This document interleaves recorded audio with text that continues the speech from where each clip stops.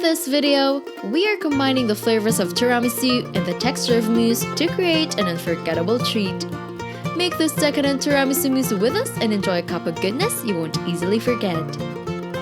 Start making this treat by placing the dark chocolate chips in a microwave-safe dish and putting it in the microwave to heat for 1 minute. Then in a bowl with the heavy cream, beat it with an electric mixer and add in the mascarpone cheese, instant coffee, and marsala wine. Beat until soft, then add the melted chocolate. Combine the mixture until it thickens before piping into individual cups. Put it in the refrigerator and let it chill before serving with raspberries and chocolate shavings on top.